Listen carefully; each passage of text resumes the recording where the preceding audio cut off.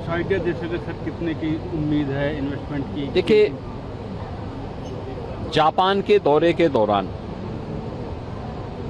1.5 लाख करोड़ से ऊपर के सहमति पत्रों को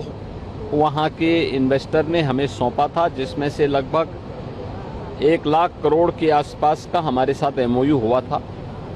मेरा मानना है अब समय आ गया है, जब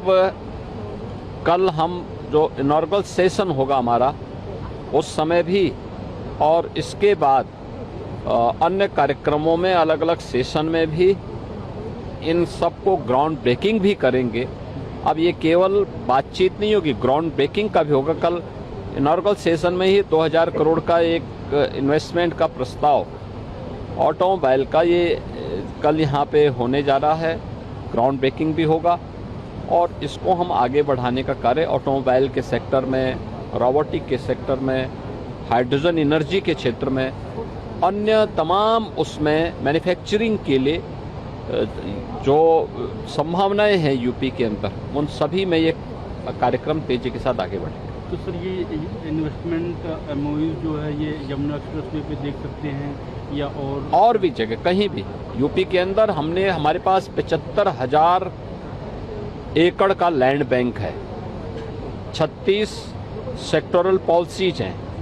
और इन पॉलिसी के बारे में सभी इंडस्ट्री लीडर्स को, इन्वेस्टर्स को और जितने भी इंडस्ट्री सीईओज हैं, इन सब के साथ पहले से ही उनको इनके बारे में अवगत कराया जा चुका। वे उन सब को देखने के उपरांत अब वे उसे जमीनी धरातल पर उतारने के लिए ही अपनी फाइनल बातचीत करने के लिए आए हैं। तो कल दिन भर यहाँ दिल्ली में ये कार्यक्रम चलेगा और परसों फिर वे यहाँ से नोएडा जाएंगे, वहाँ से फिर आगरा होते हुए लखनऊ पहुँचेंगे शाम को। 21 को दिन भर लखनऊ में जापान के यामानाशी और पूरे जापान भर से आए हुए इस प्रतिनिधि मंडल को वहाँ पर यूपी गवर्नमेंट के साथ में, यूपी के इंडस्ट्री लीडर्स के साथ बातचीत करने का, उनके साथ इंटरेक्शन का इनका कार्यक्रम है। फिर 22 को ये पूरा डेलीगेशन वाराणसी में जाएगा। वाराणसी में सारनाथ में उनका एक कार्यक्रम होना है। फिर गंगा आरती के कार्यक्रम के साथ जुड़ेंगे और बाबा विश्वनाथ धाम में दर्शन करने के उपरांत फिर ये वापस जापान रवाना होगा। एक बड़ा, पहली बार इतने बड़े पैमाने पे जापान का कोई डेलीगेशन इन्वेस्टमेंट की दृष्टि से भारत में आया है और मैं इसके लिए यामानाशी के जो माननीय गवर्नर हैं उनको और उनकी पूरी टीम को हृदय से धन्यवाद देता हूं कि वे इस पूरे कार्यक्रम को उन्होंने जिस सहृदयता के साथ लेकर के और अपना यहाँ पे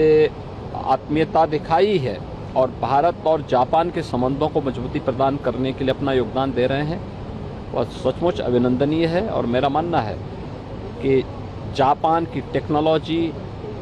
जापान की समयबद्ध तरीके से अपने कार्य के प्रति अनुशासन, ये सभी जो उनकी उपलब्धियां हैं, तो यूपी के अंदर उस उपलब्धि के लिए यहाँ पे 56% से अधिक की हमारी